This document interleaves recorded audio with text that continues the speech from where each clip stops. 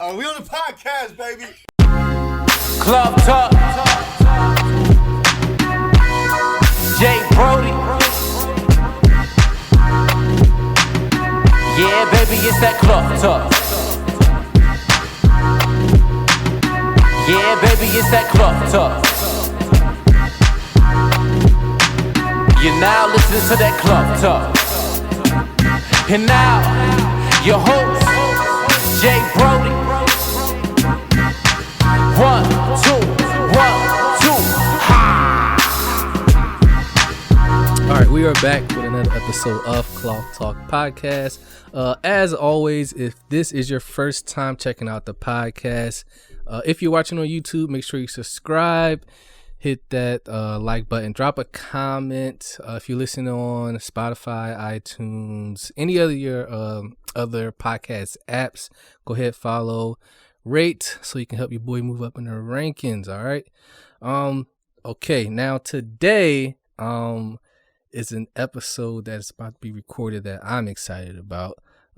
You've probably seen this person 2 years ago if you've been rocking with me that long. A lot of history, which she brought up an important point that we should talk about that. A.M The Queen is here. Hey, in the flesh. I I was just thinking about every time we link up, it's always in the fucking winter. Yeah, it's, Last time I came down, we recorded at your spot. I drove down to Cleveland. We did the episode 2 years ago. This one you had put out Love on Replay. Mm-hmm. It was snowing. You was in that Charger, weren't you? Camaro, yeah. which I still have. Hey. So that was a fun ride for me. I bet. But I just thought that was funny. Like every time we meet up is always winter.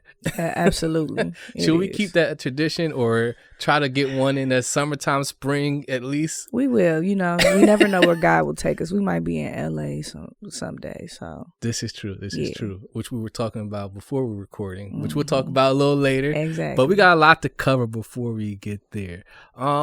So you said we should start with our background, with our history of how we know each other, because I don't think we went in depth or talked about that in depth the first time we sat down. Nah. I'll let you steer it.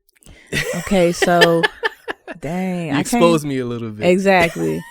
I came to Wilberforce in 09. Mm-hmm. I don't remember what year me and you actually got cool. I want to say it. I was there first before you and for your class came in. Exactly. Yeah. So when did we start? I want to say maybe 2010. That sounds about right. And then, he was like, okay, I make beats. Yeah. Actually, I came in your room because I was freestyling. Is that what it was? I think that's what it was. I was freestyling. You started, you had your thing where you would be recording people on campus, freestyling. People don't know. I go back with the vlogs, with the video. I always had a camera. You did. Always had a camera on. Absolutely. So you would have these, what do you call it? Instrumentals. Yes. And I would just be freestyling off the joints. That's and right. you would be recording, and then I don't know who gave you the free Fruity Loops edition. I'll drop his name because I think it's okay and it's not incriminating in any way. He was actually a dude from Philly, where I'm from. His name was Sean, and I don't know how I figured out he had Fruity Loops, but no, I brought I know what happened, how I got the program. I had this CDs, which is crazy to say that they're outdated. Exactly. Now. Yeah. So I brought CDs of mine where I had beats of mine that I didn't use with programs. I had like hardware, like hard shit, like computers. I had a fucking keyboard, drum machine, and all that shit that I would make my beats at home. And I brought them to college, and I let him hear them. He was like, "Oh, you heard of Fruity Loops?" I'm like, "No, what's that?" Yeah. He pulled up on his computer and showed it to me, and he gave it to me. So that's how I got it. Yeah. So yeah, go ahead. And so once you got that, then he was like, "Oh yeah, I got this software named called Fruity Loops," and we started making beats. And then, Whitney was like, "I like Jay Brody." Right. Whitney, for those who don't know, well, just actually last episode she was on. She's my wife now, but y'all were roommates. That was my first roommate. So it was Cleveland, Columbus. Yeah. And funny story, me and Whitney slept in the bed together on the first night because it I was never heard this thunderstorming, story. and she was scared. Is that right? If that's wrong, Whitney, correct me, but I think that's what happened. Really? She was being scary. I never heard this story. Yeah, that was the first night. She Grown probably ass forgot. woman scared of Grown-ass woman. thunderstorms. We was 18. That's a grown woman. We was puppies. They're puppies. But Whitney was like, and still is like a sister. So she was like, "Oh yeah, you gotta hook me up with Jay Brody. I'm gonna come with you when you go to his room." She came to you like that. She swooped. So she bagged you. She used you. She used me. She bagged you too. She got really you. Did. She Yeah. really did. I never felt like that before. Like, what the fuck? It's normally the guy doing that shit. Like, I was plotted on. I got bagged. She bagged you. I don't know how to feel right now. All this will be edited. We'll edit all this out. No one will see this part. I'll leave it all in. That's crazy. So she would talk to you about whenever you go over Jay Brody's, I'm coming with you. Yeah. She was like, I'm coming the next time. I'm like, all right, come through. I wish she was here right now. She would be cracking up. Wow. Damn. Yeah. Okay, so that's a little history. All right. And the funny thing too is we worked together too a little bit at the Human Resources office. Lyman Montgomery. Mr. Montgomery. Yeah. Cleanest dude on campus. Right, really was Mr. Montgomery. Yeah. So and we would make beats together, hang out a lot. That's the history. That's the history. Yep. So please, people, don't hit me up asking for beats because I haven't made beats in a while. Actually just found something in a hard drive that belongs to Miss James, a hidden beat that was forgotten that I dug up, which now is back in her possession, so she can have that. So maybe y'all will hear it, maybe y'all won't. She's not too proud of that beat. Well, not the sound of it, but the title of the beat, which I'm not going to drop. Right, please don't put me out there, bro. 'Cause I know you ain't gonna edit that out. No, that would be left in. The Saints might be watching this video when I post. Make sure I put you in the best light. All right, so I wanted to start the conversation off. You got a lot going on since the last time I sat down with you 2 years ago. Yes. So what's been going on with you in those 2 years? I mean, I've been seeing what you've been doing, but for people who may not know, catch us up to speed. What's going on with you nowadays in that 2 years? Do you mean musically or overall? Let's say, well, F it, all of it. All of it. How's life been since 2 years ago? Musically, as an artist, everything that you're involved in, the photography business, all that stuff. Oh man, honestly, I'm gonna say in 2 years, God has tremendously blessed me. So I had an opportunity at my job to, really be a photographer and a videographer and a content creator. So that's what I do for a living now, which is great. Yeah. So you're not at the you used to work at why am I forgetting this? The health center. Yes. I am at that health center. You're still there? Yeah, I just, got some promotions. I think 3 promotions. 3 promotions. Yes, God is good, man. You're killing it. God is good. Wow. Yeah. And and then I do that on the side as well. So I've been able to add some things to that business. I rebranded it, renamed it. So it's AMQ Media. So now I do flyers, business card, logos, photography and videography, all that fun stuff. Man. Musically, I am a praise leader at my church. So I play the piano and sing every Sunday and Wednesday. And so that's really good because I get an opportunity to worship and be in front of people all the time. So it's not when I actually have shows and stuff. It's you still get butterflies, but it's like I do this all the time. So it's not, and then I really been diving into music. Yes, which you've always been. Musically inclined person. Yeah. But I really started pushing it to the forefront because I found myself really just putting so much time into my business, which is great because I was bringing in extra money. But I was starving because I'm like, I'm not creating, and I had all this music on the inside of me. So being able to do that as of late, I probably say like the last 6 months, really going at it and creating content for myself, making music videos with my helper. Yeah. With my assistant over here. But like really being able to, do that for myself. I was doing it for other people, but now it's like, oh, I get to do this for me. So that feels great. That really feels great for real. So yeah, I've been making that music. I got some heat on the way. Yeah. Well, speaking of me, you dropped a new project. I did. We're going to talk about that. Before we dive into it, let's talk about the title of this project. And I remember last time when we were talking, last time we sat down, you were telling me after we got done, you was like, bro, I'm working on another one. I'm like, already? Like, yes, you like got the idea, the concept and everything. And you told me, I was like, that's ill, that's dope. And it manifested itself. It did. It's here, it's out. People can listen. There's visuals. You, like you said, you really been investing that time and energy in that creative brain of yours and putting it out there. Absolutely. So tell us about it. I've been listening to it a lot. I've been listening to it honestly while I work out at the gym. That's right. I appreciate that, man. Oh, cool. I always. Yeah, for sure. I just like music. So absolutely. Yeah. So tell us about it. The project. The project, Unconscious Rapper. Yes, I love that title. Yeah. So I named it Unconscious Rapper because we are in I don't want to call it a season of music, but we're in a time of music where, of the mumbo rapper and the person who is rapping is not necessarily cognitive of what they're talking about.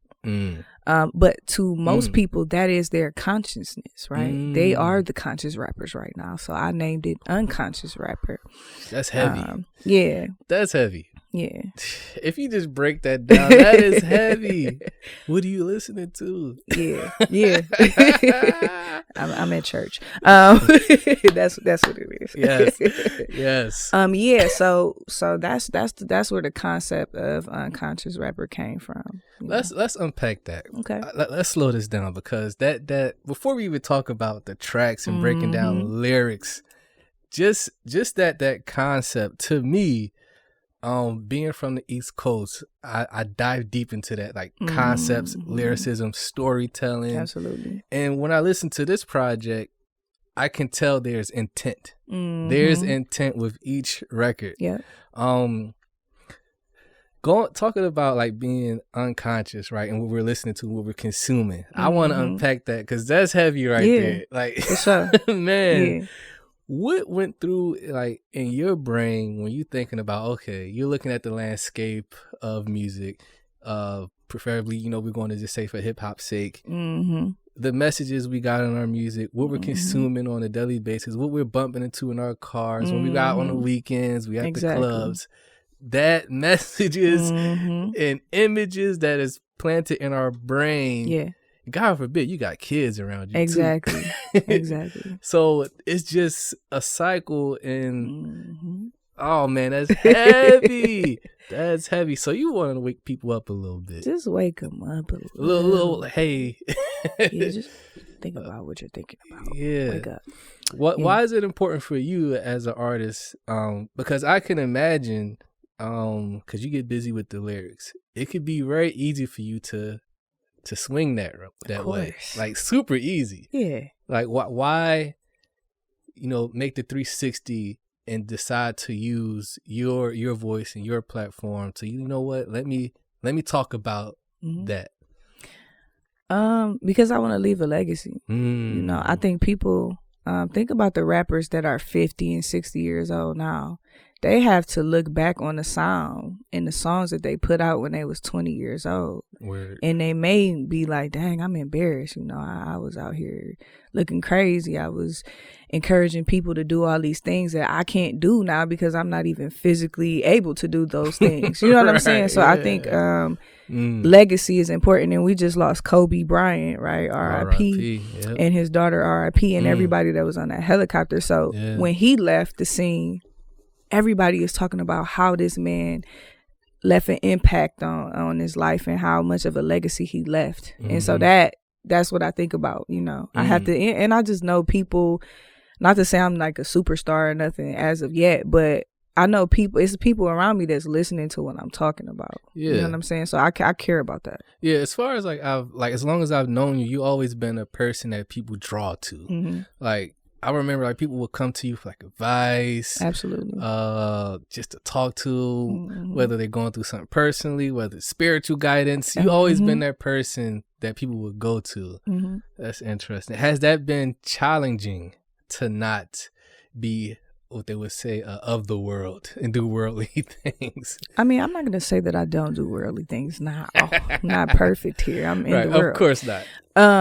No, it's not challenging because it's a calling, right? It's just like you sitting here, you got this podcast because it's something on the inside of you that's saying, I need to create and provide people a platform, that's right? And so that's a calling on your life that you submitted to. And so that's something that even now I'm submitted to that calling. I have to be, it might be difficult sometimes because there's certain stuff I can't do, right? Yeah. But it's also rewarding because I know, again, when I leave, I know that I impacted somebody. Somebody's going to be like, man, I remember when I needed to sit down and I just needed some peace, and Annette was peaceful. So I sat next to her. That's a true story. Oh, wow. Yeah. So stuff like that type of stuff matters to me. So I'm okay with the call. The call. You picked up and answered. I picked up and answered that phone. You're not hanging up anytime soon, are you? No, bruh. Wow. So needless to say, the last 2 years have been very progressive for you. It honestly, spiritually, mentally, emotionally, financially, yes. Yes, it really is. That's a great place to be in. It really is. Wow. If there was anyone that would ask you, like, how do I progress? How do I get to that place? Like, where you at? Like, what would you just say to them? Because I imagine there would probably be someone listening like, damn, I want to get there, but I don't know where to start. Yeah. Honestly, I don't even call myself a church girl. I'm not religious, but I am a spiritual person. I love God, Yeah. I'm submitted to a leader. I think people, when they don't know how to honor other people, they're never going to get where they want to be. Honor is such a big thing. And when God can see you honoring people, think about this, right? Joseph in the Bible, his 12 brothers threw him in the pit, right? So he got sold into slavery. But the people that were above him, he honored them, right? So Joseph went to being a slave to being the second in command in Egypt because of honor, right? And so here goes a slave, and now he's the second in command in Egypt. Honor is such a big thing. I think honoring people around you, even if you don't like them. Even if that's hard to tell. That's people, hard. like, yo, man, like, I don't really bang with homie like that, with but him, right? he my boss though. Yeah, and we all have that, and it brings patience. Patience. That's what it do. All it is bringing patience. So honoring people, and being a giver, right? So you can't receive anything with a closed hand, right? If you try to give me $1,000 and my hand closed, I ain't gonna get nothing. Right. I mean, can help you out. Exactly, right? Give me that bread. Yes. You'll gladly take that, right? So yeah, absolutely. We like free money. Yes. But yeah, being a giver. So, I go to church, so I sow my tithes. And people have a big problem with that. They do. I get it. But I don't get it. The reason why I don't get it is because I seen what it did in my life. Is that right? Oh, yeah. Yeah. So it's true when they say you get that back 10 times over. Man, what? The Bible says 30, 60, and 100-fold, right? So you can't find a stock right now where you get that much a return on your investment. Period. You can't. No matter how many stocks and bonds. No matter how many. You can't get a 30, 60, and 100-fold in return on your investment. Walmart can't do it. Walmart won't do it. Apple can't do it. Can't do okay. It. So yeah, so being a giver, I found myself giving when it was hard, and then it got easy. And now I be looking at my bank account like, where is all this money coming from? I'm serious. I can't make this stuff up. You're blessed. Blessed because I'm a giver, because my hands are open. Man, you know, it just making me think about like when we talk about like church and religion. Mm-hmm. I was just thinking about what crossed my mind is like the role the church plays today. Mm-hmm. I'm curious to know, like, is the church in today's world, is it playing less and less a role in people's lives? Because I don't see a lot of people like using church as a source or like something to drive their lives. They're just out there just living. Mm-hmm. And there's a lot of negative things said about the church. Like, the church just takes and doesn't give back to community. All the church just ask and beg for money. Pastor got a new car. And it's a lot of negative painted pictures painted about the church. Yeah. It's just weird space that the church is in right now. It's like you got this half church. Exactly. It's just people who won't talk about you. They ain't really godly people. If Miss James was such and such person, why is she talking about this person? It's gossip. It's like a mess. How can we reshape that? I don't know, that image of the church, because it seems like more people are leaving the church more than ever from my perspective. I just want what your thoughts on that is. I'm gonna be real with you, bro. Am I right? You are. Dang, and that hurts to be right on that. I'm gonna say why you're right. I wish that wasn't you true. got to think about the climate that we're in. So we're getting to the end of the book. We're not supposed to be popular anyways. Okay. So think about all the organizations and all of the other religions that probably also steal people's money. For instance, prime example, hair weave. Right? You watch the documentary on weave. They are over there slicing and dicing that scalp. Slicing that scalp and putting this hair on the altar only for the people behind the scenes. It's $1 billion industry, right? But nobody is really attacking that religion. You see what I'm saying? Nobody is attacking that. Nobody is attacking other religions, I'm just going to say. Yeah. But they still have these people behind closed doors that are doing wicked things, you know, in the name of this religion, right?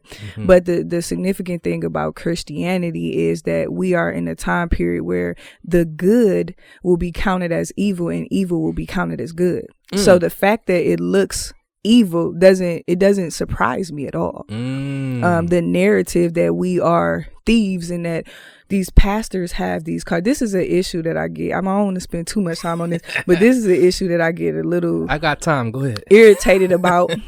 Because because I'm submitted to my apostle, right? And because I'm submitted to a man and woman of God, nobody knows what they have to go through behind closed doors, the spiritual attacks that they receive because they have submitted themselves to God and have sacrificed so many things and let so many things go to help people learn who God is. So the moment that you make the decision to say, I'm going to teach people about God, it's a target on your back. Yeah. So honestly, I always ask people this: go to the Bible, find me somebody who was devout and sold out to God, and show me where they were poor. Jeez. Goodness, why you had to do that? I'm sorry. I have to. Jeez. Go find it. And when you go find it, then we can talk. These are things common folk ain't ready for. I know. But I'm ready for it. Jeez. These are big fat ass pills that we gotta swallow. Big pills that you gotta swallow. Multiple bottles of water. Multiple. You need some water. You need some pressure behind that pill. Yes. There's and we're gonna take a break after that because that was a lot. But you do which makes me laugh that I wish you do more of. You do a character. Last time you talked about some rice pudding or something. Lord help us. I think I watched that skit like 3 times or something. That, goofy, man. Where did that come from? Are you actually like, is that a person that's really in your church, or that's just a character you made up? Because we know someone like that in every church. We do. Every church. Is she in your church? She's not in my church, but she's my grandmother. Okay, so that wig that you seen on, that's your grandmother's my wig. Grandma was sitting on the couch. Her wig was sitting right next to her. The wig looked at me. I looked at the wig. I picked it up, put it on my head, and I just went to work. Because I'm goofy like that. I love it. Will we see more of that? Or that's just, it'll come here and there? You're not trying to make that I think though, I think I should. People always say Please. like, you need to like do so much. I have so many videos of that. So yeah, I put them out sporadically. I don't want it to take away from my music, but I feel like people like, no, we need more of whoever that is. It's hilarious. I'm thoroughly entertained about it. All right, with that being said, before we take a break, let them know where they can contact you at, where they can get the music, and when we come back, we're going to dissect this album and all that other stuff. All right, bet. So you can find me on IG, a.m.thequeen. I'm on Tidal, Spotify, iTunes, and all the rest of the major streaming services. You can find me a.m.thequeen. And my new album is on SoundCloud, a.m.thequeen. There it is. Let's play a joint off there. What should we play? I mean, best fall trend, since that's what you've been, I've been bumping that. I like it. All right, cool. We'll be right back right here on Claw Talk Podcast. Don't go nowhere. Seen the best fall trends. Look at all the stars. Look at all they got. Look at all they are. VVS's on their chests. Guess we worship stones. Guess we revere diamonds. See my idol has an idol. Guess that it's they guy. That's all they talking about. Bragging on they necklace. Don't even have no investments. Instead of stocks and bonds, you're bound by chains. Can't free your mind. AP on your wrist, but you just out here wasting time. Seen the best fall trends.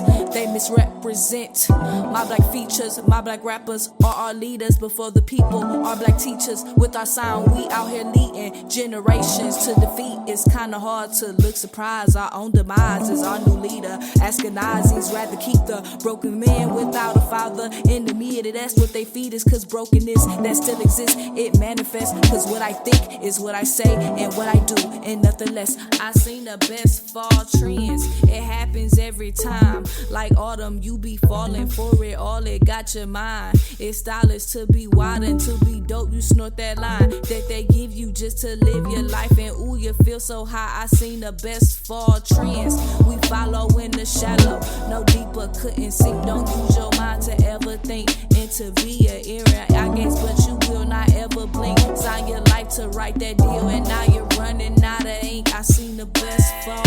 Seen the best fall trends. Niggas ante up to get zandy up. As you speak, they lean on thee. Double cupped up, spilt lean on me. Or blow that weed, or blow that bag. From zone to zone, go through jet lag to massive pain. They on that drag, you wearing mask, you wearing Mac. Seen the best fall trends. Look what they put in their songs. Artists, they get left behind. Cause they do not write their wrongs. Half of them don't write their songs. Don't think when you spit out your jaw. Not cognitive of what you saying. And your audience drunk off the lyrics. From the wine and confusion you give them. Free thinking but you still need healing. From all of the pain you've been feeling. So encourage them. Blow that weed up. Pop a Zanny or double cup. Or smoke the coke. They only hope. Or Percocet debauchery. Yeah, go have sex. Best fall trends. It happens every time. Like autumn you be falling for it. All it got your mind. It's stylish to be wild and to be dope. You snort that line that they give you just to live your life. And ooh, you feel so high. I seen the best fall trends. We follow in the shallow. No deeper, couldn't sink. Don't use your mind to ever think. Into be an era, I guess, but you will not ever blink. Sign your life to write that deal, and now you're running out of ink. I seen the best fall. All right, just like that, we are back right here on Claw Talk Podcast. A.M The Queen is still with us, hanging out. All right, so let's unpack this album. I don't want to talk about too many songs. I don't want to give it away. I'd rather the listener go buy it, right. Buy it, or listen to it. You probably won't buy it. It's not for sale. Yeah, but please, yeah, listen to it. The Unconscious Rapper is out now. There's a track on there called Zara. I wrote this down, I think, word for word, and I want you to kind of break this down, or we can dive into it. My style caused my mama pain, cause she look at it like it stains. She want me to be like Jane, Tanya, and Renee, but I'd rather look like Miss James or James.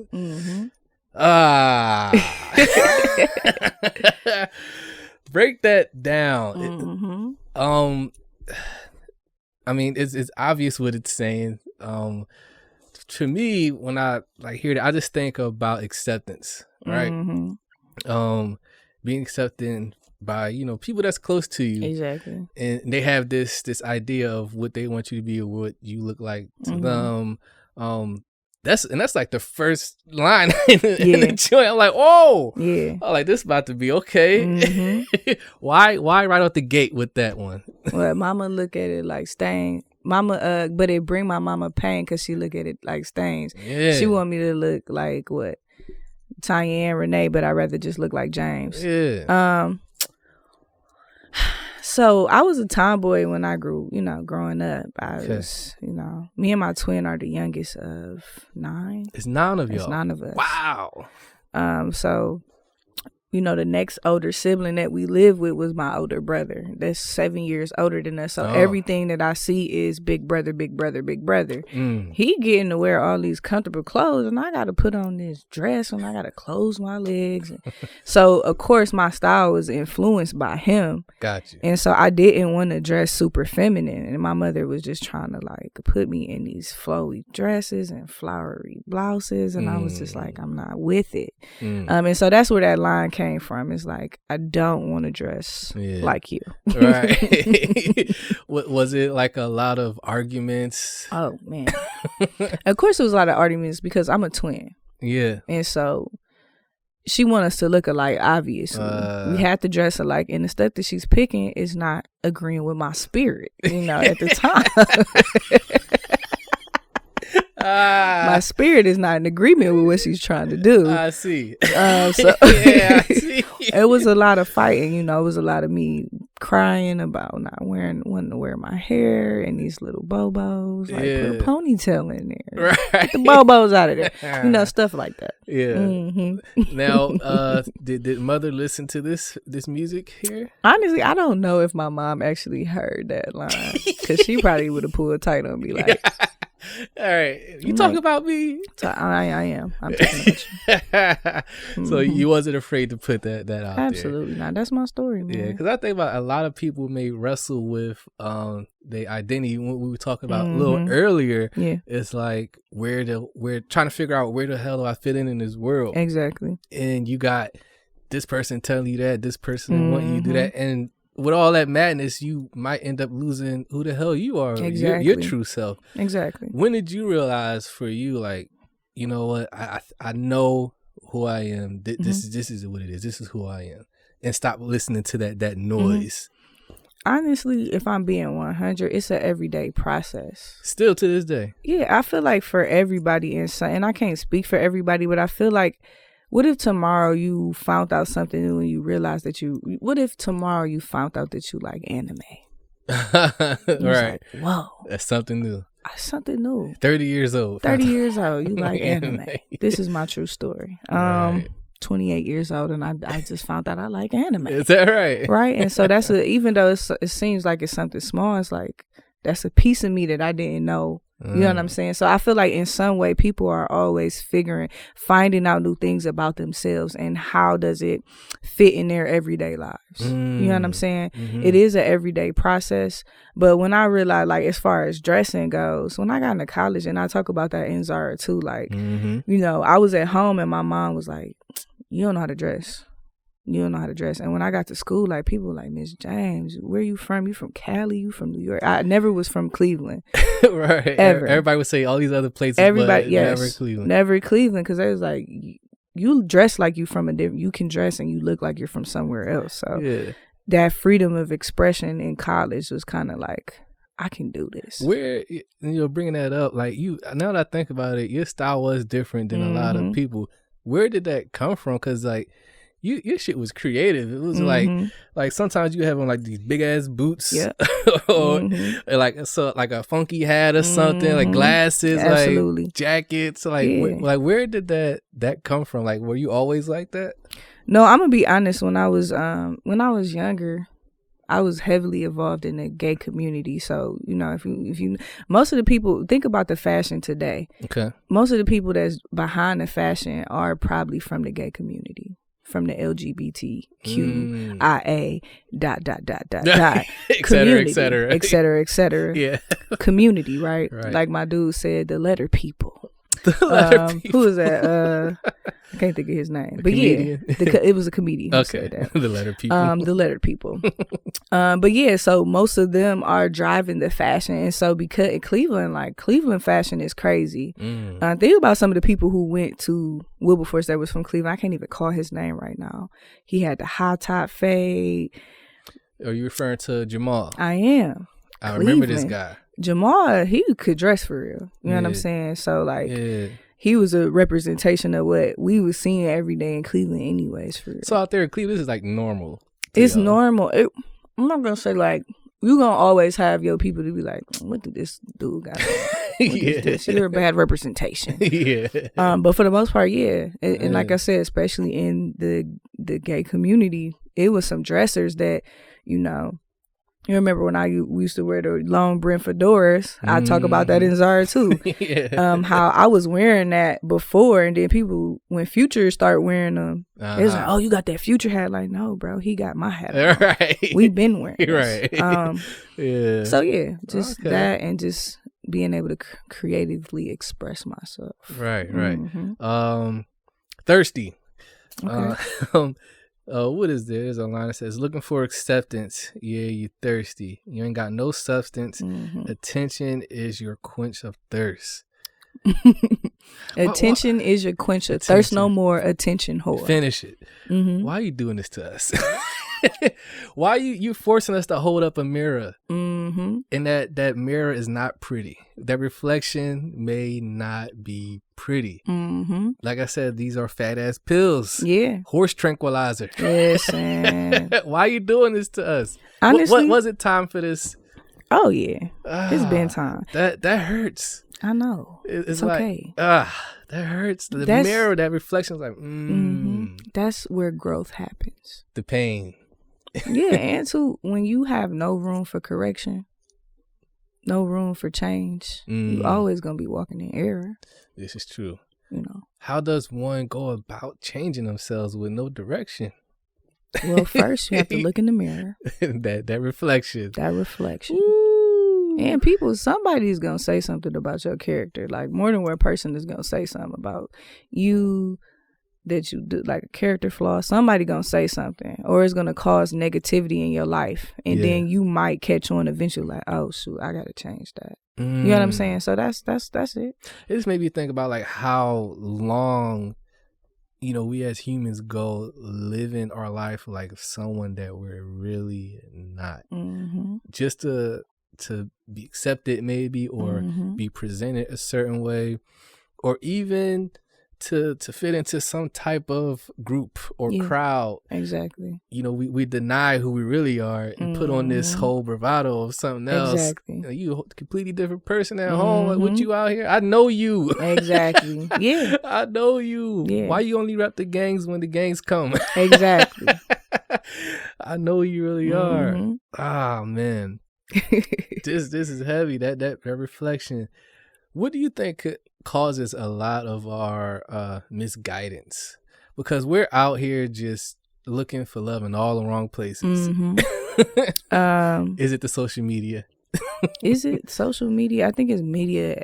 Just all in media, general, just especially media, for African Americans. You know, oh man, we're fed, and here's where the interview gets back heavy. No, but to keep it short, the media that we see of ourselves, these images that we see of ourselves are mostly negative, right? So the black man is the thug. He's the, you know, the ill moral person, and then here is this hypersexualized black woman, or the mad black woman. So this is what we're fed, and this is why when you sit a little white girl and a little black girl in a room full of dolls, both of them are pointing to the black one as the bad one and the dumb one, because of what we're being fed. And so to keep it short, media, just media, propaganda. And the I ain't gonna say the root word, but I think it's a German word. I could be wrong. It means mind rape. Mind rape. Propaganda. Whew. Do you think there will ever be a time where we are smart enough to realize the game that's being played here? Like okay, like I get it. Like I don't think people are like I don't like to use the term woke. Mhm. Just be aware, of what's going on. Unfortunately, I don't. Damn, you don't see that day coming. I see a day coming where a group of people will wake up, but to say like a large majority. Yeah, I'm talking about like us as a No. people, us black folk. Like the trick has been played, exposed many times, but yet Yeah. we're still falling for the same dumbass trick. Yeah, because has the information been exposed to everybody? Let's Right. see. Let's see. This is why we need to listen to Unconscious Rap. Exactly. Tied in the bow. Tied in a bow. There you go. Oh man. All right. What else we got here? I wanted to talk about take a break from the songs for a little bit because I want people to go listen. Exactly. As a woman artist, right? I'm Mhm. talking about like rhyming now, like Yeah. like with bars. Yeah. You get busy. Thanks. Yeah. No need to thank me. I've been knowing this about you. You have. Okay. I will give you that. Way back when I know you get busy. Mm-hmm. When it comes to rhyming as a woman, right? Do Mhm. you feel like you're being overlooked? Bar for bar, if I sit you next down to a male rapper Mhm. and y'all just go bar for bar, Mhm. do you think you would get overlooked for the simple fact that you are a woman? Because I think so. And I got a follow-up question to your answer. Okay. It depends. Okay. Because like when I go perform and I like people are actually in tune to what I'm saying, they be like, "Oh no. You got bars." Yeah, the people who are listening. The people who are listening. Got you. But it, again, unconscious rapper versus a conscious rapper. For instance, I had this show in Cleveland. It's a showcase and it's all different type of artists, right? Mm-hmm. And it's all different type of rap artists.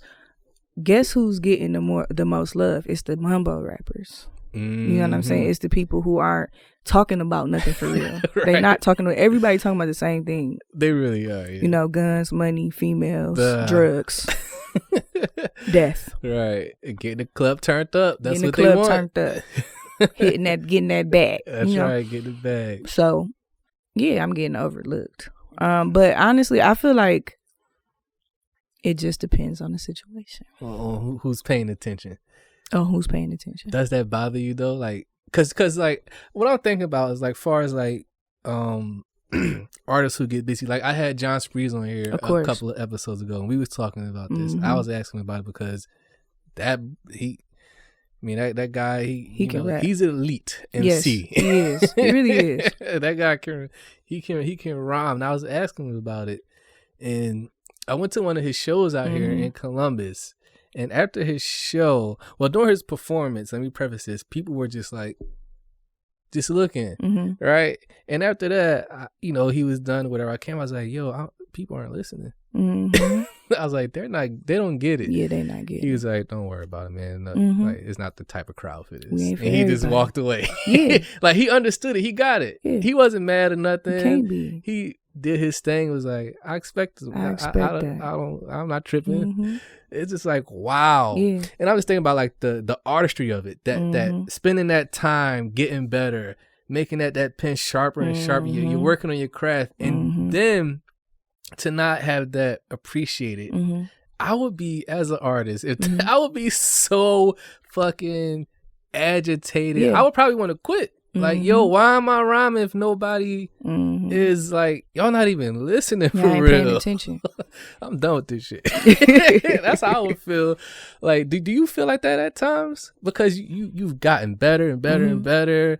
Do you feel like that at times? Like, you know what, y'all, why am I even bothering? I'm going to tell you a story. Yes. Because I'm good at stories. That's right. Go pick up the Unconscious Rapper, please. Go get that. Go listen to that. Yeah. I had 2 shows in one night. Damn, you had to be tired. I was very tired. And then I had to get up in the morning and go do praise and worship. Goodness. But I had 2 shows in one night, and the first show was called the Goddess Cypher. And it was like all women, vendors, artists, DJs, was females, everything, right? And it was males there too. I got so much love from people. Like, people was like, had their phones out. People came from the back of the building to come hear me. And they was vibing with me. People was stopping. I got interviewed that night by a magazine. Hey. And so that vibe was crazy. And then I went to another, I'm not going to name that showcase. I went to another thing, and it was about, it could have been maybe 100 people in the room. And I say about maybe 10 people was actually really listening to me. Right. And that taught me something that I already knew about, because I'm a businesswoman, that everybody is not your customer. Right? Everybody don't listen to Styles P. I asked you about West Side Gun, and you was like, yeah, I know that. I know Griselda. I know who that is, right? Oh, yeah. But it's been people that I asked about, they're like, I don't know who that is. Right? Because he ain't for everybody. That's true. And the moment that you get that, like, we're not making songs.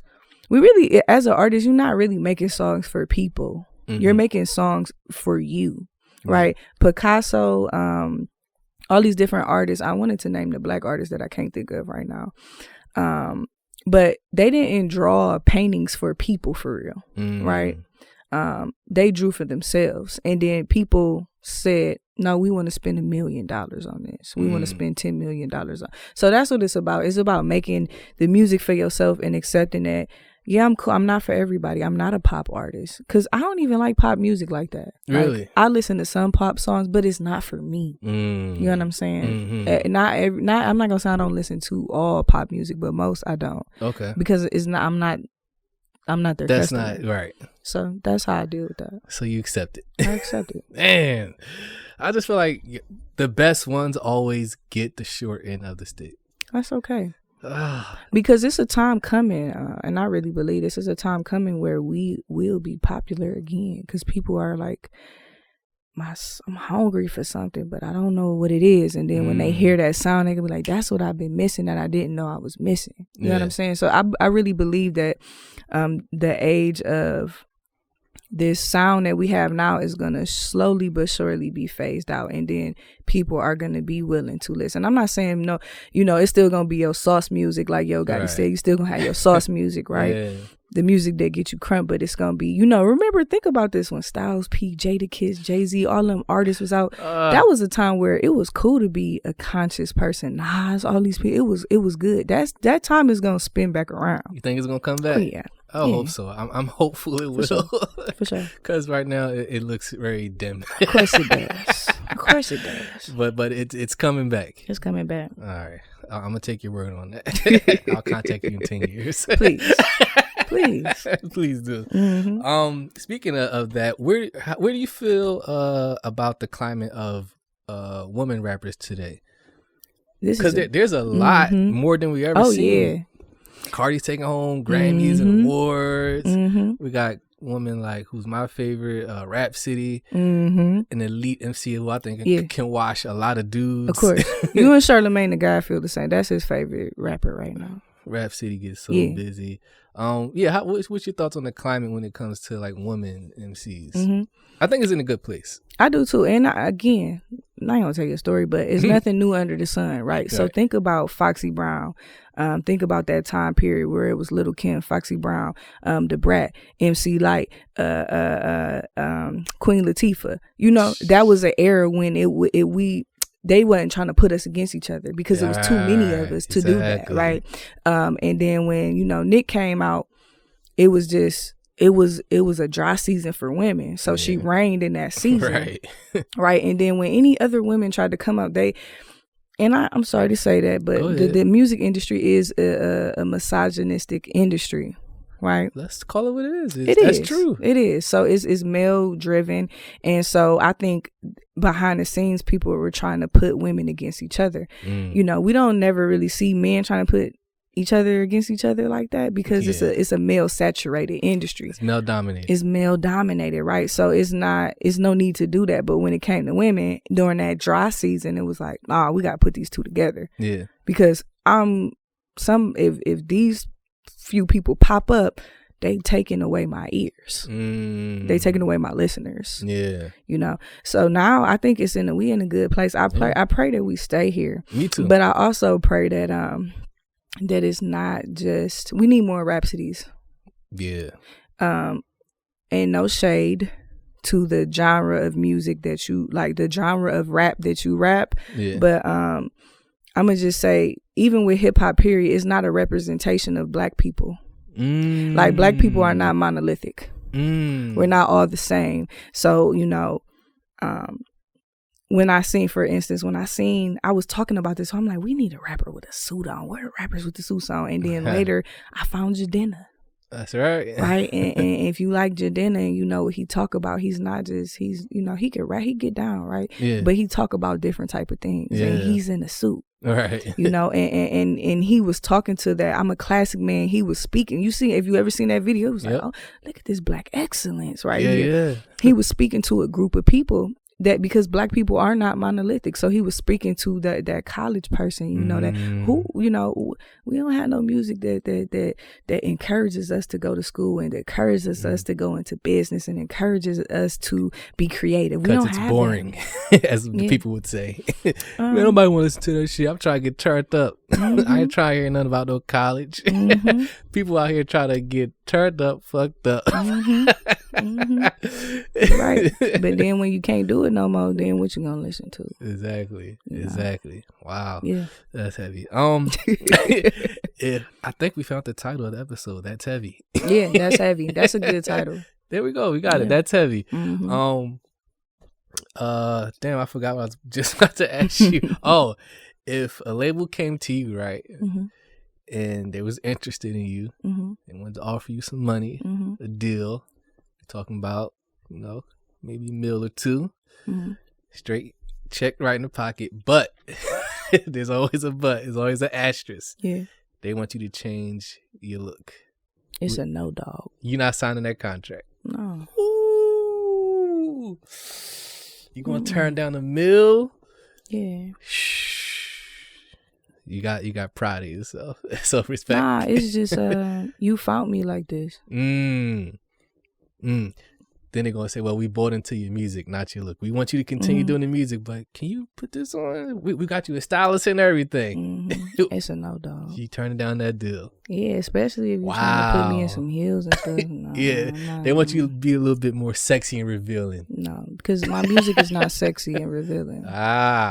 It doesn't fit. It doesn't fit your music. Yeah, that's like going to Rhapsody and being like, hey, we need you to put on pencil skirts every time. You know, and she out here barring people to death. Yeah, barring people to death in some heels. You know, she may very well wear heels, but I'm just saying, like, that's not her look. You know, she always got some nice sneakers on. She comfortable. Yeah. You know, she chilling. She ain't got no, you know, she ain't got no tight bustier on. She ain't uncomfortable. She chilling. Right. And she got bars. So you'll never compromise your look for a deal.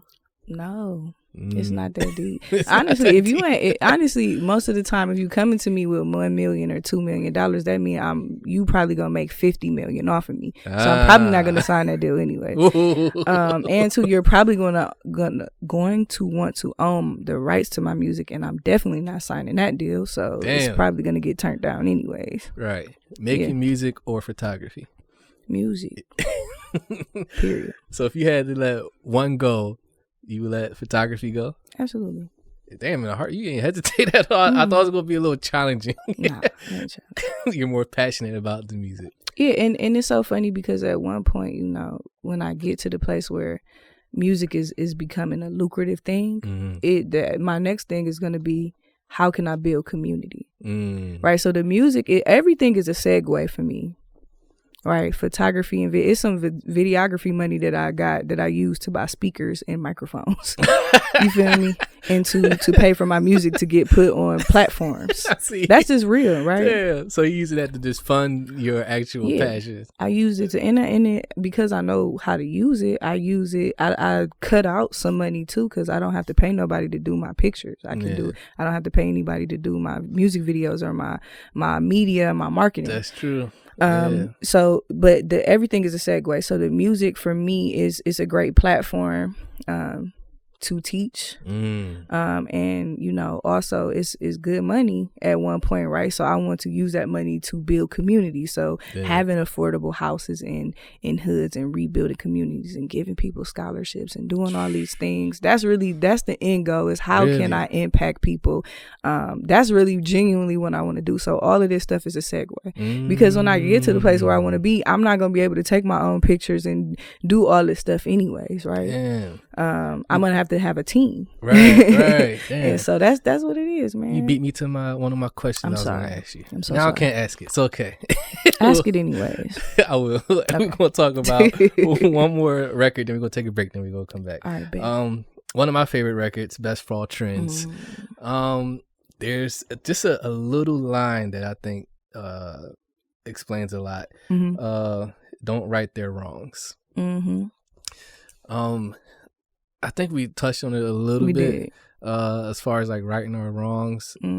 I just think about like the wrong that we do, and we just keep living our lives and not trying to right those wrongs. But then you still a rotten motherfucker. Like, you still a rotten person. You're dirty.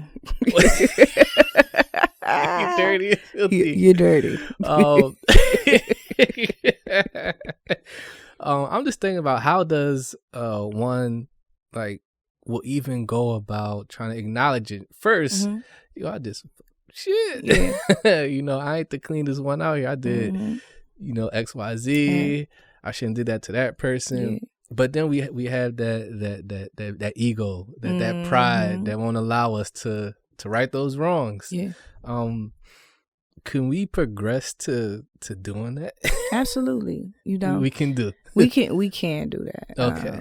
The question is, will we do it? Will we do it? Okay. I guess that's the better. Will we do it? That is subjective. Do we think more than some would do it?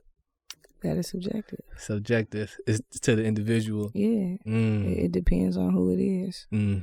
Some people are just not gonna change. They're going to live out their life. I remember when I tried to right some wrongs back in Philly. And most people they don't, and I think this is why people probably don't want to do it, because when you try to go do it, most of them, they don't want to hear that shit. Like, they'll like, stop, lose my number, or don't call me. How'd you get my number? Why you here? I don't want to talk to you. Because they're still harboring that last image or perception of who you used to be. Exactly. And they may think you're still like that. Like, I just want to try to, you know, extend a hand. Like, I ain't trying to talk to you. It's like, all right, fuck it, then I tried. Then you go back to that vicious cycle. It's tough because you try to do the good thing, but then people, you know, they give you that cold shoulders, like, all right, fuck it. Well, I think still do it anyway, right? Well, yeah, and I've been that person where I try to go to somebody and say, I'm sorry, and you can't change the state of a heart. Like, that's not your job to do that. That's not up to you. So if somebody has bitterness, it's a deep root of bitterness in their lives that don't really have nothing to do with you. Like, you might have caused pain, but they already had a root of bitterness in them. So you can't change the state of a heart. What you can't, what God is looking at is, I remember when you went to that person and they turned their back on you, but you did what you were supposed to do, because it brought you freedom when you went to that person. Depending, and so that, and in that moment, if they did reject you, you have to make a decision as, am I going to receive this rejection, or I'm going to receive it as, I did what I was supposed to do, and I'm going to learn from it, and I'm going to grow. That's it. Sounds synonymous with forgiveness. Pretty much. Yeah. God damn. Heavy. It's heavy. That's right. I love the title. Look how we felt the title through a genuine conversation. Genuine conversation. Oh, man. Let's take a break. Let them know where they can find you at, connect with you, get the music, all that stuff. Okay. A.M The Queen, a.m.the queen. You can find me on IG. And you can find me on all major platforms and SoundCloud at a.m.thequeen. Dope. All right. We'll be right back on Cloud Talk Podcast. Don't go nowhere. Looking for acceptance. Yeah, you thirsty, you ain't got no substance. Attention is your quench your thirst, no more attention, whore. You You sleepy and notice you not focused, likes and follows. Super potent, you be social with the media. You're greedy, huh? Eat it all like linguine, huh? All that Benihans you spoil, you ain't get it from your moms, but from media. I raised you, nurtured you right in his arms, right in his arms. Now you feeling down, cause ain't nobody in your DM. Last nigga you believed him, said he really wanna see ya. Gave him a chance, him a chance, him a chance. That turned to 3 men. Now they all see now with the semen coming out they penis. And you don't use your head, instead you give head, you a genius. Then holla, you a good girl, you do this shit so seamless. You so bad, should call a girl a demon. And show your cracking just like crack, your ass be really fiendin', huh? Cause you be thirsty for them follows. Get them likes to heal your sorrows. 15 flicks the poster pick and you go check them likes tomorrow. What's up? Huh? Yeah, what's up? Cause you be thirsty for them follows. Get them likes to heal your sorrows. 15 flicks the poster pick and you go check them likes tomorrow. What's up? Yeah, what's up? To be accepted, put 15 applications in and you did some testing. Apply for scholarships and yeah, you even got denied. And you cry but you try, cause yourself you will not deny. Read the script for the SAT, played the role for the ACT, so you could go be full time at that UNIV. Now your family looking crazy, they don't want you to leave. Feel like you with child, but on inside you got destiny. So you sing to your future, hear your train coming like Hendrix, letter of acceptance. And you ain't even tell your Kendrick, but a midnight train to Georgia, now you the gladdest. Left and didn't say goodbye, but you at Clark, Atlanta, huh? Cause you be thirsty for acceptance, yeah, for that acceptance letter. Trying to leave and get away, you want your life to become better. What's up? What's up? Cause you be thirsty for acceptance, yeah, for that acceptance letter. Trying to leave and get away, you want your life to become better. What's up? Yeah. You trying to fit in, want God to love you, but you ashamed cause you stay with sin. You go to church cause you heard Jesus got that bloody cleanse to heal your sorrows, to make your heart upright again. You hit the door and they don't know you, here they come judging, like you ain't mustered up the courage to come back to him. You feel Christ tugging on your soul, but they push you away, cause the idol is religion, they forfeit their grace. Check Jonah to wait, but you done seen it taste. You miss his presence and at one point it was he you chased. You fell down but you chose to stay away, too worried about what the Pharisees are gonna say. But they are not your judge. God drew you back to him from all of that love. Prodigal son, God standing from afar with open arms awaiting you to give him back your heart. Just give him back your heart. Just be thirsty for his presence, please do not try to fit in. We have all fell short from grace, but his love draws us back in.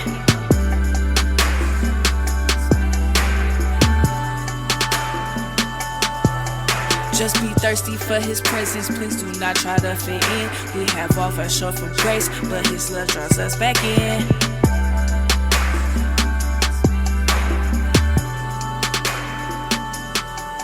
All right, and we are back right here on Cloth Talk Podcast. A.M The Queen is still here hanging out with us. Drove all the way down from Cleveland. Yeah. How was the ride, by the way? I didn't even ask you. Was it cool? We was rolling. Okay. Nice smooth ride. Yeah, I think we got here in like an hour and 40. Like we might have shaved off some time. You made good time. Yeah. Damn. We was rolling. Was you driving? I wasn't. Oh, I wow. was okay. I was fast. Editing the picture. Like I was like, let me do this on the road. Right. Yeah. I wasn't driving. But if I was driving, I probably would have been doing 90. I'd be rolling. You don't play on that road, huh? Mm-mm. You get busy. I got to go where I got to go. That's right. I got to go. I got to get there. Yes. Speaking of getting places, Mm-hmm. look how I transition that. Mm-hmm. You are from the Midwest, obviously. I am. Cleveland, yes, is your humble abode. Mm-hmm. Now, in your line of work, your profession, your industry, Mm-hmm. In today's climate, today's world, there's 3 major cities or hubs Mm-hmm. where stuff pop off for people that do what you do. You got Atlanta, got New York, and you got LA. Mm-hmm. We were talking a little bit behind the scenes before we got rolling that you may be considering a little leave of absence. Yeah, little road trip. Mm-hmm. Break that down for us. Where could we? Where you heading? What's going on? So I do want to move to Atlanta. I think it's so maybe in a year or two. Okay. If God willing, want to go down there for a little bit and just connect with some great artists, make some beats because I'm a producer too. So. Right. People don't know you make all your beats. Too. I make all my beats. So every beat on the album of most of the songs you heard me on, that's A.M The Queen produced. Handcrafted. Yeah. So yeah, I want to go down there and make some music. Yeah. And really be a curator. Got it. Yeah. And do that, and then I want to just go to LA and just rock out. Man, was that something that you're looking forward to, or nervous or anxious? Like, I don't know what's going to happen, or you got it planned out? I think sometimes we have things planned out that just don't go as planned. Right. So I'm willing to be led, though. A lot of times God will impress upon my heart. Like even thinking about, even saying that I was going to Atlanta was something something that happened as a result of prayer and having a conversation with God. And Atlanta came up, and I was like, he was like, "Would you move to Atlanta?" I'm like, "Yeah, I would live down there, but only for 2 years because I can't do their traffic. It's just too much." I know you know about that traffic. I do. Brody. I've been out there a couple of times. My sister lives out there. Lord. And when I go visit her, I'm like, Lord.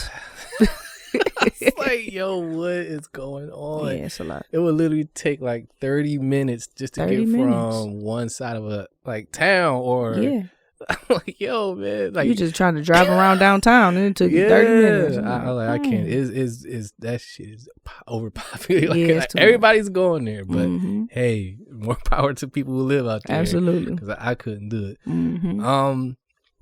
Would you consider producing for other people? Absolutely. Have you done it?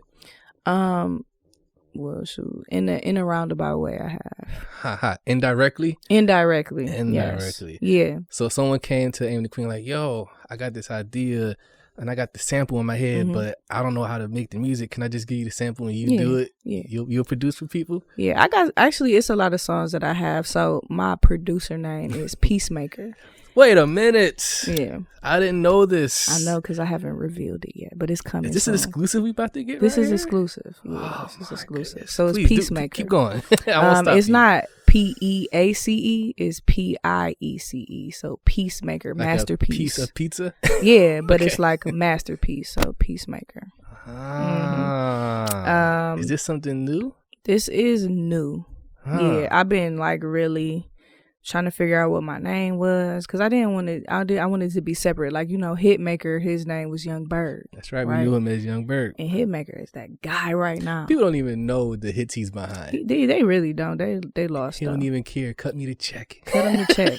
I be watching him. This dude got hits. He got some circulating hits everywhere. Everywhere. You know he be on the charts several times. Man, yeah. So Young Bird, Hitmaker. Exactly. So yeah, he's somebody that I was like, he changed his name. And now that's his thing. You know. So you would produce for other people? Absolutely. That's the goal. So, and I say in a few months, because if I didn't have a job, this would have already came to existence. I love it. You know how I go. Yeah. How do you feel about ghostwriting? I would do it. You'll ghostwrite? Yeah, just give me that check. I ain't gonna lie though, I can't write for hire. I need the royalties. You want royalty checks? Yeah, no right for hire. You don't want an upfront check and that's it? Nah. You want the royalties? I have ghost written for some people. Is that right? It was funny. A family member is had reached out. They seen my music video and they didn't even know I could rap. And they was like, I want you to write. They have to do a presentation in front of children. And they like paid me to write a song for them. So, but you know, I'm extra, so I'm gonna make the beat. I'm gonna make it a beat that the kids that she, you know, about to go in front of can really mess with. And yeah, I'm gonna go the extra mile. Wow. Would you let anyone ghostwrite for you? Negative. Okay. Not on my relatives. That's a quick negative. No. Not rapping, anyways. Like maybe a singing, because I'm a singer. So yeah, that's yeah, right. I would sing, because that's not unheard of for singer. Like people write for Beyonce all the time, Right? So that's not an unheard of thing. But actually rapping, like, and you know, it's so crazy. I just want to say this because whenever a female can really rap, they always want to say she got a ghostwriter, as if we don't have the ability to rap. What? You know, I ain't lying. That's true. That is true. Oh, she can't write. She ain't somebody writing for theirs. her. No, like we can write too. Why do you think we do that to our women? Like, why do we just lessen their abilities to do shit that, quote unquote, like a man's supposed to do that? Then, like, when a woman shines in that, feels like, oh, of course she got a man doing it for her. Why can't it be like, yo, she doing her shit? Let her rock out. I feel like it's the same thing with the fact that, you know, we know that Egyptians were black, right? Yes. But, that's know, not the story that's told. That's not a story that's told. So when you actually be like, no, here goes DNA evidence and archaeological evidence. Oh, wow. Black people could never build those pyramids. They're not smart enough to do that. And it's because of the narrative that they've been told. In some roundabout way, there's a narrative that has been told about women that they don't have the ability to do certain things because they're not a man. So that's what I think it is. Man. Yeah. Are women still in this day and age fighting just to be equal? Is it still that way? Because as a man, I don't know, obviously, because I can't, you know, I can't speak on that perspective. Exactly. Are women still like, yo, like, we're here. Why do we still have to fucking fight this hard? Yeah. Like, well, if a woman is, I don't know what the percentage is, but I feel like it's less than half or maybe a little bit over half. If we're still making a lower percentage in salary next to a man, then of course we're still fighting for equality. Right. Of course we are. Yeah. You know? Oh my goodness. Unfortunately. Will that ever come to pass? You never know. You never know. I don't know. Oh, Jesus Christ. I don't know.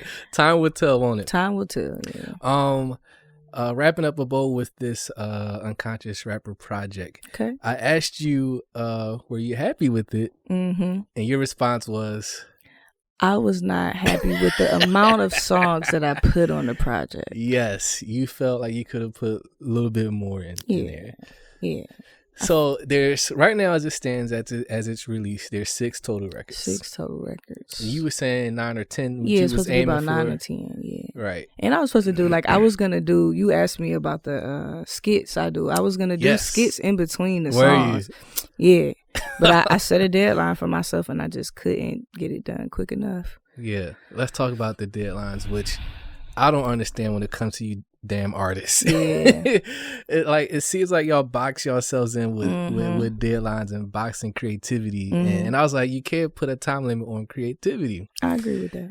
And you also said, like, well, I probably rushed the project to put it out. I should have been dropped there, and I missed that. So I was just trying to just, you know, get it out there and put it out there. I hope you don't do that again. I won't. That's because we want to get the best of A.M The Queen. Yeah. At least I do. Of course. You know, I do think, like, as far as writing and production, I did my thing on the album. Of course. But it's just the amount of songs. Yeah. And that's the only thing that bothers you. That's it. That's it. A little bit more. And also, you know, again, when I do set the deadline, everything will be finished. Everything wasn't finished when I set the deadline. I was like, oh, I got time. And then I had got some gigs in my other business, and I was like, oh, I don't have time. You know, that was in December, so Christmas, you know, I was people was hitting me up. Ooh, so busy is a good thing, a good problem to have, right? It's a good problem to have, but not when you're working 8 to 5. You have a regular job. See, you know, how much sleep does A.M The Queen get? Do you get? I probably typically go to bed around like 11, 11:30 most of the time. So right. So it depends what you got going on that week. Yeah. If anyone wanted to book you to get some photos done, can they do that? This is a plug right here. That's man. right. Plug me in. Yeah. amqmedia1@gmail.com. Yeah. Or AMQ Media on IG. Yes. Yeah. Yes. I think that's all I have for you. Hey. Yeah, I think we covered it all and some. Yeah, Especially in and our some. first segment. For sure. Anything else? Here's my final question. Okay. Coming up off of the Unconscious Rapper, what can we expect next? Are we getting another concept record? Or what can we expect next musically? Every album that I put out will always be a concept. Every single one. I love that. So that's something that you can always expect from me as an artist, is that I'm going to put my time in to create a concept. That's what I like about your approach to music. It's intentional. Yeah. It's done with intent. You're not just out here just putting songs together. No. Like, hope you like it. No. It's intent. It's intent. Yeah. I do plan. It's some singles. I got a single that I'm gonna put out next called "Never Good." So it's not an R&B single, but I'm not doing any rapping. I'm singing, and people, they not really used to that too much, right. which is great. You like that? Yeah, I do, because I can do both. Yeah, you can. I'm cool with that. And I like to showcase. So Unconscious Rapper was an opportunity for me to showcase the fact that I can rap, because in Cleveland, people know I can sing. They don't know. They didn't know that I was a rapper. Really. You knew I was a rapper. I knew you was a rapper first. That's funny. Exactly. You know I was a rapper at Wilberforce. Right. But in Cleveland, I was always singing, Huh. Right. Really? Wow. So nobody knew I was a rapper until I put that out, until I start putting out stuff. And they was like, man, you could really actually rap for real. So this next single that I put out, it's a singing record, and okay. I really, really, really like that song. Like, I might actually reach out to a couple people to do some features on it, because I really like that song. I think it's gonna be like a nice segue into where I'm trying to go. Yeah. As an artist. So well, I can't wait to hear it. I would be remiss to not mention your So Cleveland freestyle. Oh, what you think, Brody? What you think about So Cleveland?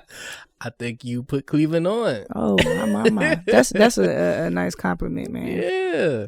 I had fun on that joint. I could tell you put a little snippet, a little video, you getting busy in the studio with it. Yeah. Now, is that what we seen, is that your where you record at everything? That So what you seen was Make It Look Easy. It was a challenge that this DJ had in Cleveland. But it looks a little bit different, because I ain't even had no speakers or no time. Shit. I was just getting in on the joint. So yeah.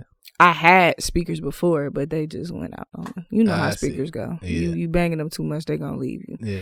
But yeah, so everything is a little bit different now. Yeah. But yeah, pretty much, yeah. Oh, okay. What made you do the So Cleveland freestyle? Well, I had seen, Did you get inspired by the record? Like, oh, I gotta do a Cleveland version. I had to, and it was just like, it was females that was doing the I'm So Brooklyn challenge. Yeah. But they wasn't spitting for real. I'm not saying all of them, but a lot of them, they was, You wasn't impressed. I wasn't impressed because of what they was talking about. I get a nigga for his money and I bag that, like stuff like that. Like, no, we getting our own bag. Yeah. You feel me? So, and I just really wanted to talk about Cleveland, like, stuff that we like Polish boys, stuff that we like. I think really, you executed that. I did. So I talked about the people who's from Cleveland that are famous that people didn't know was from the city. That's right. A lot of the stuff, LeBron James, like those type of things. Like, I was that LeBron James when I was on fire. I was like, man, I was feeling that.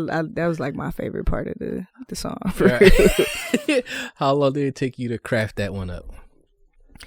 Honestly, probably a couple hours. Really? If that. When I'm inspired and it's hitting, it don't take me. I think I was at work writing that. For real? You wrote that at work? I was on the lunch break. On the lunch break? Lunch break. Wow. Probably in a few meetings. I love it. Got it in. I love it. All right. Anything you need to mention before we sign off here?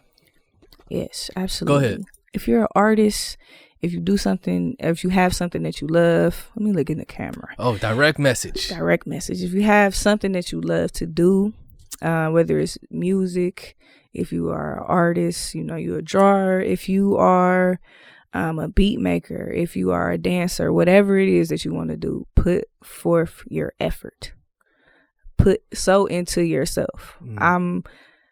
I wouldn't be honestly, I wouldn't be on the podcast for real today if I didn't invest in myself, if I didn't invest in the equipment that I needed. And even if you're not gonna invest in equipment, maybe you want to go to a studio or, however you do it, invest in yourself. We spend money on Jordans and food and clothing and going out to eat and going and these experiences, but when it comes time to actually investing in the things that we want to do, we don't have money to do it. Make it a priority to bring to fruition the thing that you desire, and you'll get there. That's all I got for you. That's it. I love it. Yeah. Such a great note to leave off on. Sure. It's Heavy is the name of the episode. It's heavy. I want to thank A.M The Queen for driving down, Hey, making that ride. thank you for having me, man. Absolutely. It's always a great time when we get to sit down and chop it up. For sure. We'll probably make a beat later. Mhm. Get me inspired. This has been another episode of Cloth Talk Podcast. If you enjoyed this episode, do yourself a favor. Go ahead, hit that subscribe button, like, comment, share with your family and friends and all that stuff. And we'll see you on another episode. Goodbye. All right, we're back. We're not going nowhere yet. I just got to mention something. I'll figure out how to edit this back in somewhere because I signed off. But we were just talking about how do I find my guests. I got to blame you and John Sprees for something. Y'all, ever since I had y'all two on the first time, ever since, nothing but artists just been inboxing That's me, right. wanting to get all the podcasts. Of course. It. Like, I blame y'all for making this seem like it's a fucking hip hop podcast. Like, it's just nothing but artists, managers of artists. It's just like, yo. So to answer your question, I'll just say on the record how I get my guests. Believe it or not, a lot of people come to me. Like, some people I reach out to, some people I don't. But a lot of artists, I blame you and John Sprees because ever since y'all episodes, artists, just artists. I gotta say a sidebar. Me and John Sprees actually have a song together. I know. What? I wonder if he remembered this song. He hollered on it.